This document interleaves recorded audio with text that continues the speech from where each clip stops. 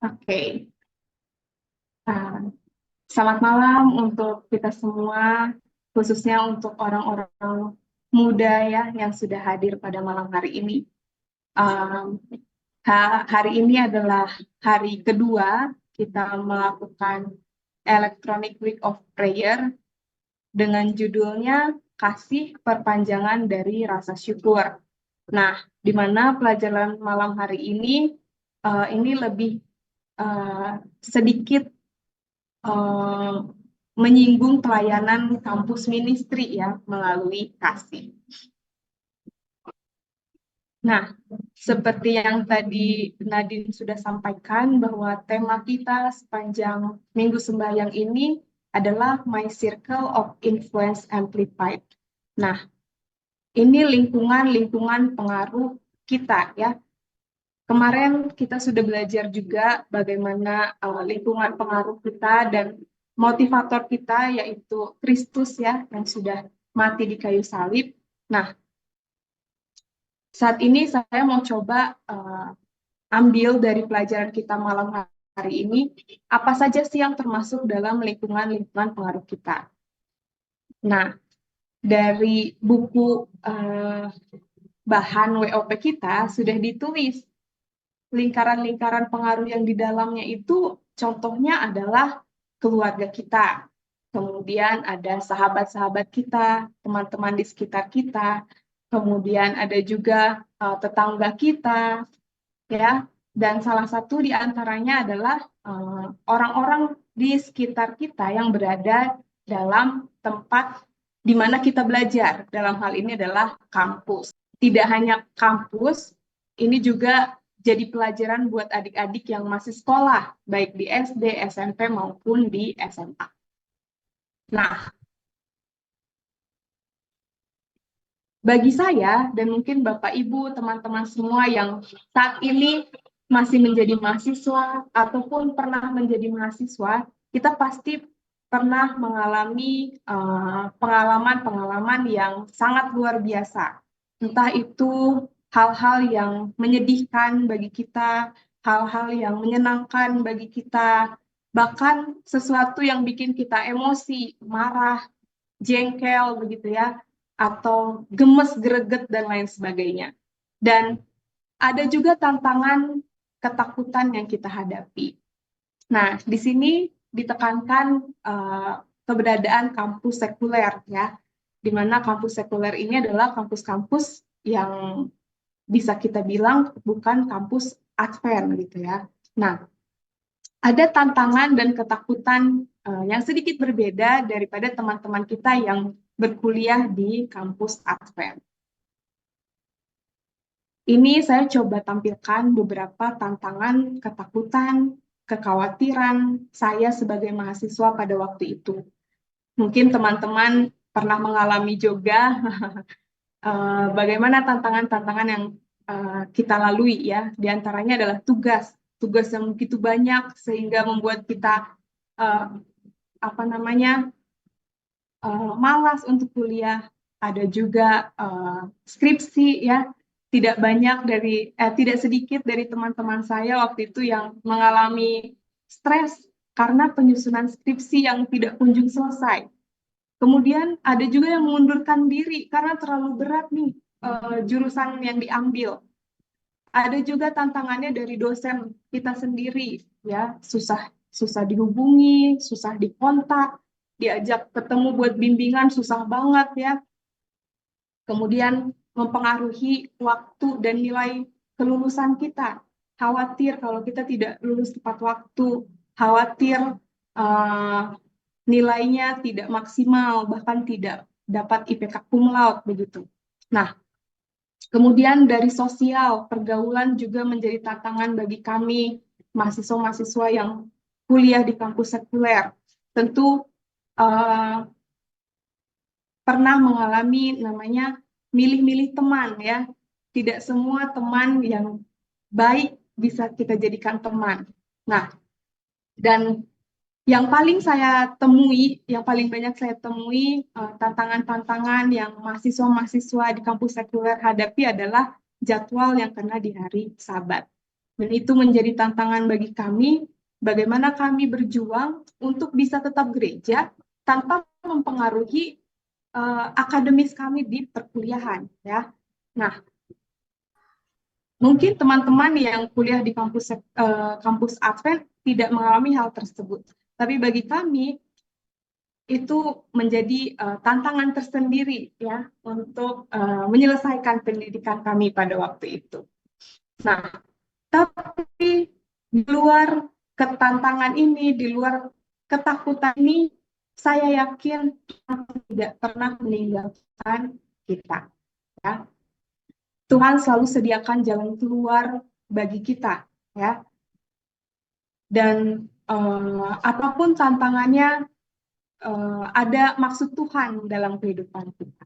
Nah, oleh karena itu, Bapak Ibu, teman-teman orang muda khususnya, terlepas dari tantangan dan kekhawatiran kita sebagai orang muda Kristen diharapkan untuk berbagi kasih dan menolong sesama teman-teman kita, baik teman kuliah kita, teman sekolah kita, ya, ataupun keluarga kita. Karena apa? Berbagi kasih dan menolong sesama merupakan respon atau bentuk rasa syukur kita kepada Tuhan. Ada tertulis dalam 1 Yohanes 4 ayat yang ke-8, barang siapa tidak mengasihi, ia tidak mengenal Allah, sebab Allah adalah kasih. Di sini jelas dikatakan bahwa Allah adalah kasih. Seperti lagu tema kita yang tadi kita nyanyikan juga, ya. Oh, how he loves you and me. Kan? Tuhan mengasihi saya dan Anda semua. Tuhan mengasihi kita semua, ya, karena Allah adalah kasih. Dan di sini juga ada satu ungkapan undangan atau ajakan, ya, dari kata barang siapa. Kalau kita ulik sedikit dari kata barang siapa ini bisa kita ganti dengan kata kepada siapapun, bagi siapapun. Artinya ini merupakan undangan terbuka bagi semua orang, ya. Tidak hanya bagi saya, tidak hanya bagi orang-orang muda Bukit Zaitun, tapi untuk semuanya. Tidak mengenal atau tidak melihat latar belakang kita, tidak melihat masa lalu kita, apakah kita dulu berperilaku buruk atau tetap berperilaku baik, tapi ini untuk semua orang. Ajakan bagi kita untuk mengasihi, untuk mengenal Allah. Dan di sini juga jelas-jelas dikatakan, untuk siapapun yang tidak mengasihi, ia tidak mengenal Allah. Jadi dari ayat ini, saya juga diingatkan kembali dan kembali mengingatkan teman-teman orang muda untuk saling mengasihi, ya. Karena kalau tidak ada kasih berarti tidak ada Allah dalam kehidupan kita. Nah, ada satu pertanyaan yang mungkin bisa jadi renungan kita masing-masing. Apa yang Anda lakukan di kampus Anda untuk menunjukkan tindakan pelayanan Kristen yang tidak mementingkan diri sendiri?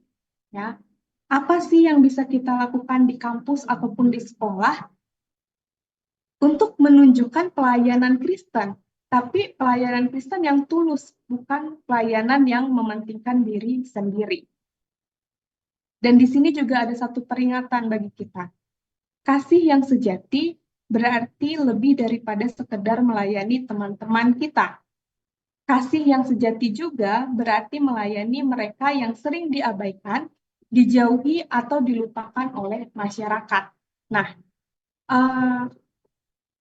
ketika saya baca ini, saya berpikir ternyata orang-orang Kristen ini diharapkan bisa melakukan tindakan yang berbeda daripada orang-orang lain, ya.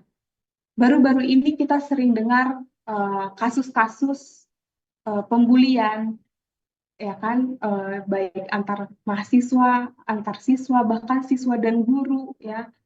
Ada pembulian di situ. Tapi kita sebagai mahasiswa-mahasiswa Kristen, siswa-siswa Kristen, sebaiknya tidak mengikuti hal-hal tersebut, ya, tidak ikut-ikutan jadi menjauhi orang, tidak ikut-ikutan mengolok-ngolok orang, membuli orang lain, tapi kita melayani mereka. Mereka yang diabaikan, mereka yang dijauhi, bahkan dilupakan oleh masyarakat, kita diminta untuk melayani mereka. Karena hal tersebut merupakan kasih yang sejati.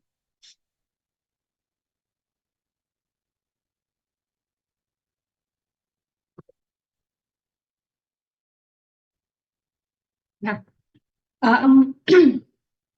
sebelum saya masuk ke tantangan malam hari ini, ada sedikit cerita. Bukan cerita saya sebenarnya, tapi ini cerita yang saya dapatkan ketika saya masuk ke Ikatan Mahasiswa Advent Bandung. Jadi waktu itu uh, kami sering kesaksian secara bergiliran seperti yang dilakukan oleh kita ya di UKSS Sekolah Sahabat. Nah, ada salah satu orang yang bercerita kalau dia tuh datang ke Bandung untuk berkuliah tanpa modal, ya. Tapi dia punya niat untuk tetap bersekolah. Dan karena kami di Ikatan Mahasiswa Advent Bandung ini punya rasa kekeluargaan yang baik. Saat itu bukan angkatan saya ya, tapi para alumni, mereka bekerja keras, berusaha untuk mengumpulkan dana bagi teman mereka yang kesusahan dalam berkuliah, ya. Nah, pasti mereka juga punya tantangan-tantangan yang tadi sudah saya sampaikan ya dalam perkuliahan mereka. Tapi mereka bisa mengesampingkan itu dan peduli kepada temannya yang dalam kesusahan mereka tolong. Dan akhirnya teman ini bisa lulus kuliah dengan bantuan salah satunya dengan bantuan teman-teman di Ikatan Mahasiswa Advent Bandung. Dan ini juga menjadi motivasi bagi saya, tentunya bagi teman-teman semua. Meskipun kita mungkin tidak punya apa namanya hal yang bisa kita berikan bagi orang lain, tapi kita bisa mendoakan mereka.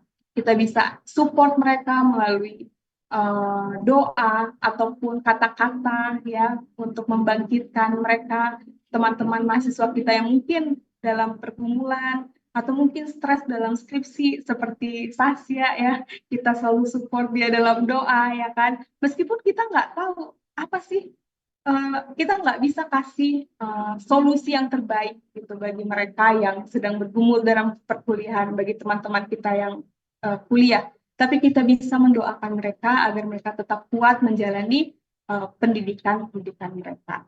Dan tantangannya bagi kita malam hari ini adalah coba atau marilah kita pikirkan cara-cara yang dapat kita lakukan untuk melayani sesama kita, baik sesama mahasiswa untuk para mahasiswa, sesama siswa untuk para siswa ya di sekolah, di kampus ataupun di sekolah melalui tindakan pelayanan Kristen yang tulus. Karena apa? Kembali tadi ke ayat Alkitab tadi, Allah adalah kasih.